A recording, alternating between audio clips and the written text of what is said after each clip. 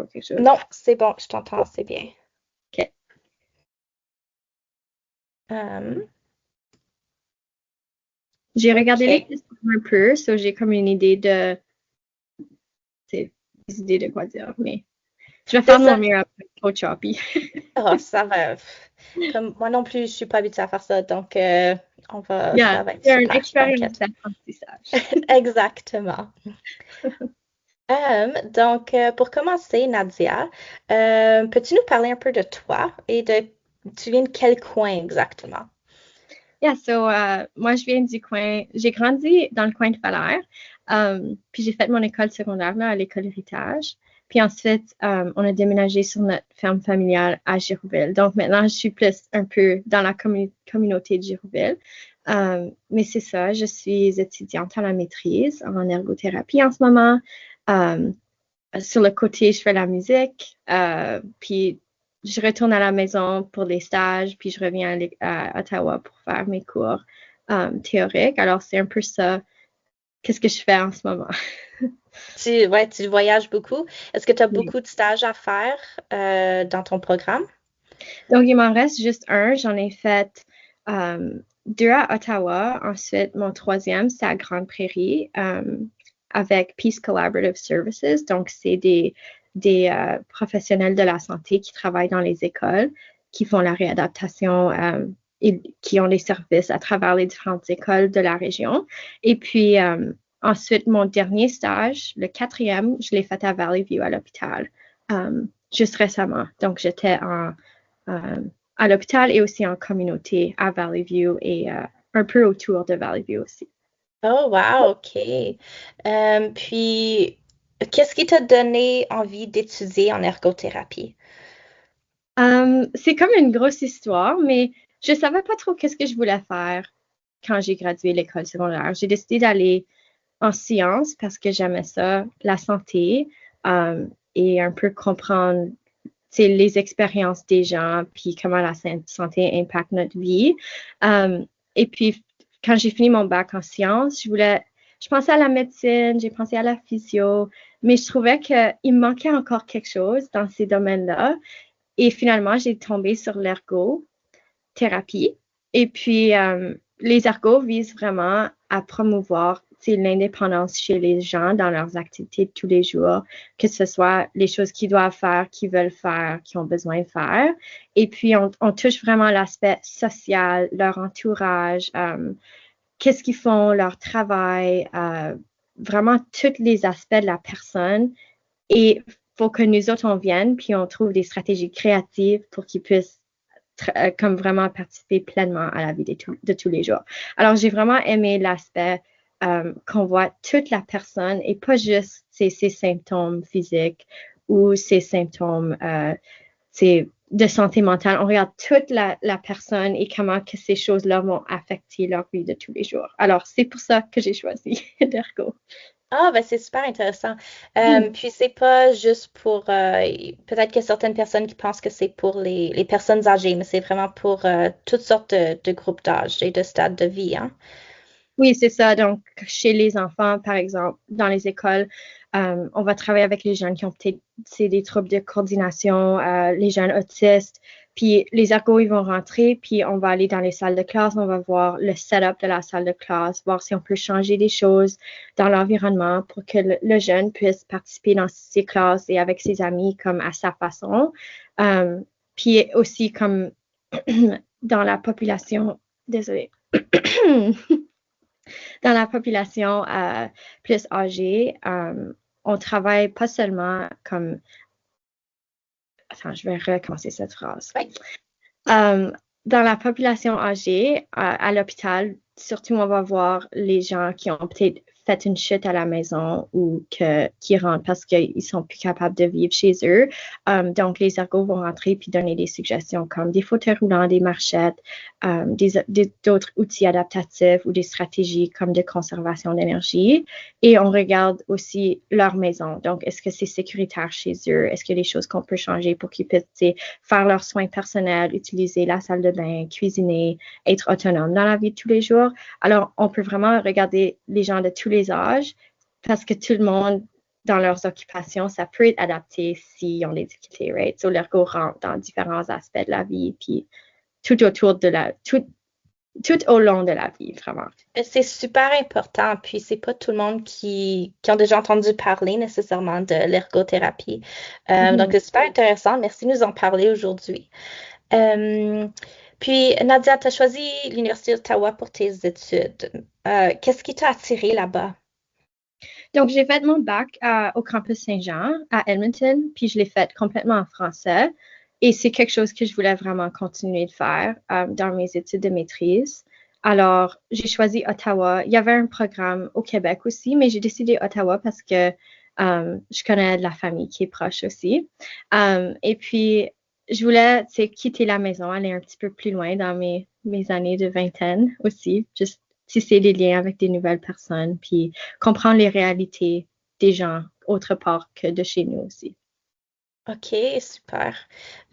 Puis, est-ce que tu penses retourner dans la région de la paix pour une fois que tu es diplômée?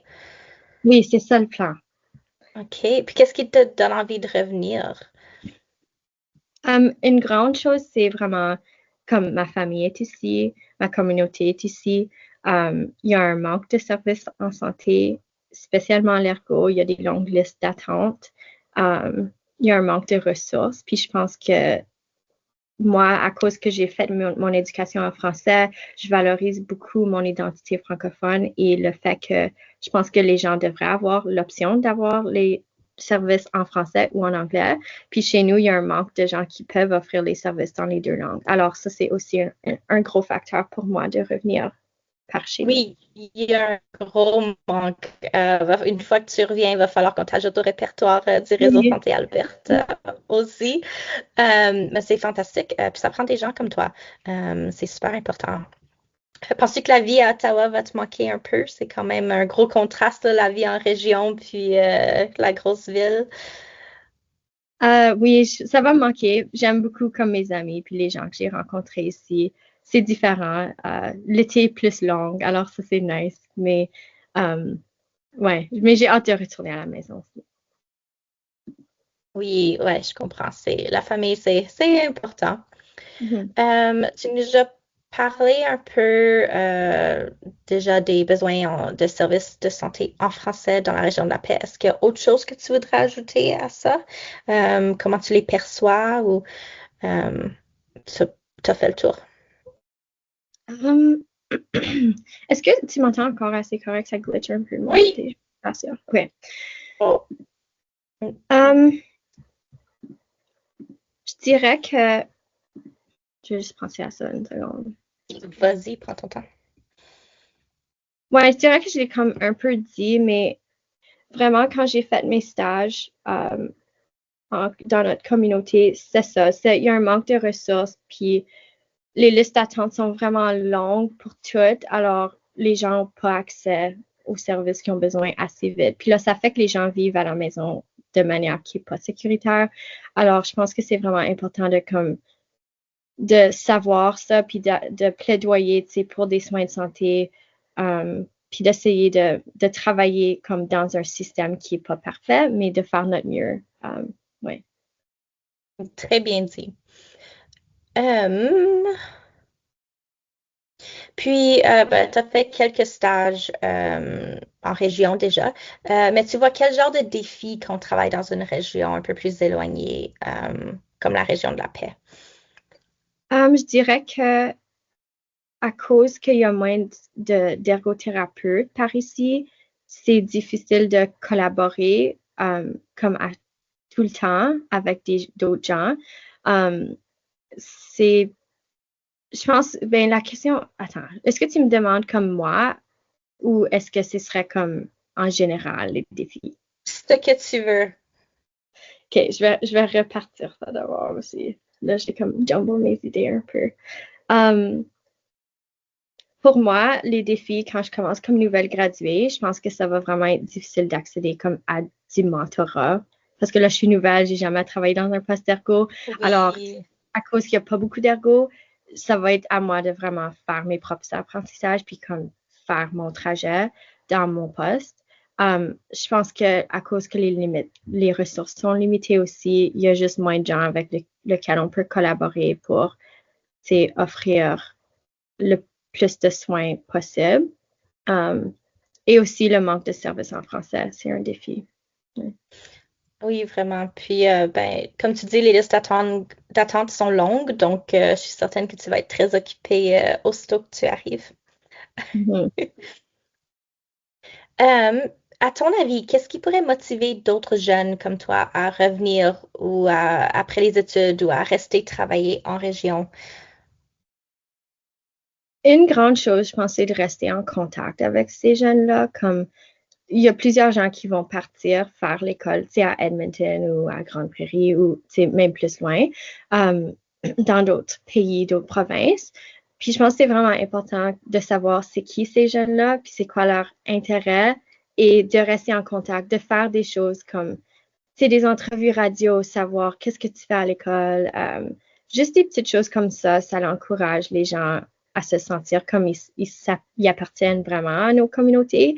Puis ça, c'est quelque chose que moi, c'est comme je sais que ma communauté me supporte beaucoup dans mes projets, que ce soit à l'école, comme académique, mon travail ou ma musique. Puis c'est ça qui m'encourage à revenir, comme redonner qu'est-ce que j'apprends à ma communauté. So. Ah, j'aime ça. Puis finalement, j'ai une dernière question pour toi. Si tu avais un message à passer aux jeunes qui hésitent à se lancer dans une carrière spécifiquement en santé, ça serait quoi ton message à leur donner? Je dirais que une carrière en santé, ça veut pas dire que tu dois travailler à l'hôpital. Comme il y a tellement d'options, il y a tellement de différentes façons que tu peux prendre tes valeurs, ta personnalité, tes passions et tes intérêts, puis trouver une carrière en santé où ce que tu peux vraiment toucher tous ces aspects-là.